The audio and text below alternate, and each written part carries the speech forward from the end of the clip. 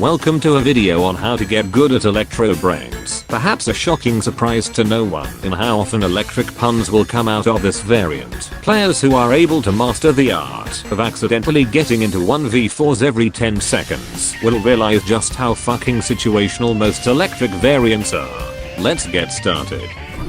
Electro Brainz is a variant of the Super Brainz class, whose color scheme looks like 99% of those shitty YouTube intros you constantly see new people use thinking they're such hot shit. His primary weapon, much like every other SB, is of him using his fists to punch the ever-living shit out of the plant team.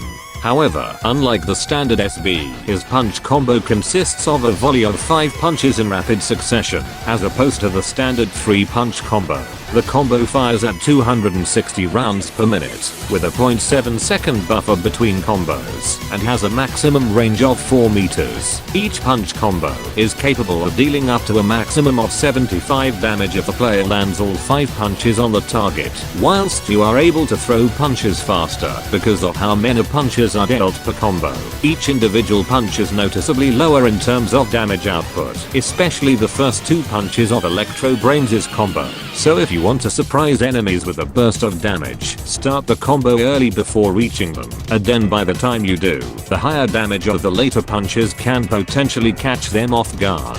Additionally, with Electro Brainz being an electric variant, it means he can deal a bit of chip damage towards enemies nearby the initial one struck. Each chain lightning deals 3 damage and decreases in range with additional connections. This chain damage, however, is one of the least noticeable amounts in the game, often on the same level as the Power Chomper's level of shittiness, so it should not be relied upon to effectively deal with enemies. Instead, it should be treated as a mild bonus, or as a way to kill off cannon fodder weeds. Of course, like every Super Brainz variant, whenever in a scenario where an enemy is either too far away or is one that you wish to not approach, then you can use your beam of powerful electricity to either poke at enemies, or if close enough, rip the shit out of their health pools. The weapon fires at 600 rounds per minute and can fire for up to 2.3 seconds before suffering an overheat. And you better be careful, because this weapon is tied for the longest overheat in the game, at nearly 8 entire fucking seconds. So if you end up overheating this son of a bitch, then your enemies get the most free opportunity to range the shit off you.